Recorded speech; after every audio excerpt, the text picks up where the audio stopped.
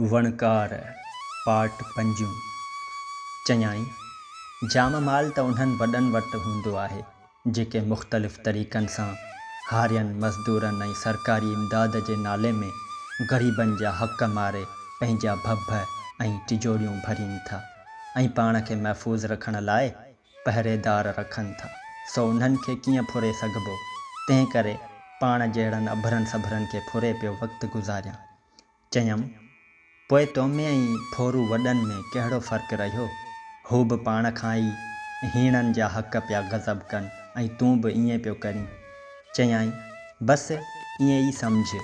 चयमि पर इहो चोरीअ वारो धंधो केसीं ताईं जारी रखी सघंदे? चयाई जेसीं ताईं बदन में सघ हूंदी, जेसीं ताईं रातियुनि में पराया लोढ़ा लताड़ण जी हिमत हूंदी, तेसीं ताईं पियो कम खे हलाईंदुसि, पोइ बि अल्लाह मालिक आहे। चयमि ऐं माण्हू सदाईं हिकु जहिड़ो कोन थो रहे। जीअं जीअं वॾी उमिरि थींदी वेंदी तीअं तीअं बदन जी ताक़त बि घटिजंदी वेंदी।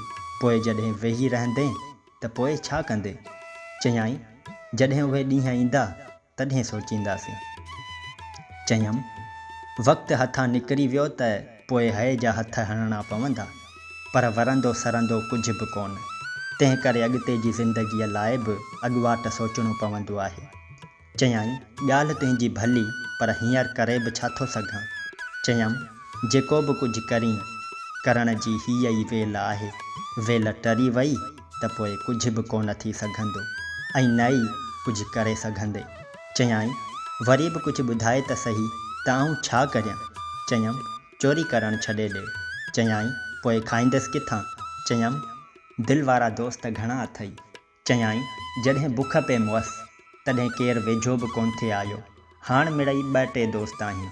चयमि हिन वक़्तु हड़ में पैसा घणा अथई? चयाई ताज़ो धकु कयो हुउमि जंहिं मां 50,000 खनि मिली विया हुआ, जिन मां 10,000 खनि खपी विया आहिनि, बाक़ी 40,000 अञा पिया आहिनि। चयमि को अहिड़ो दोस्त या को मिट अथई जेको कुझु वक़्त लाइ कुझु पैसा उधारा ॾे? चयाई वठण वारा खोड़ आहिनि, पर ॾियण वारो को बि कोन्हे। चयमि चङो हाणे हीअं कर, हीअ निम त तुंहिंजे घर अॻियां बीठल आहे न? चयाई हा, हू साम्हूं मुंहिंजो घरु आहे।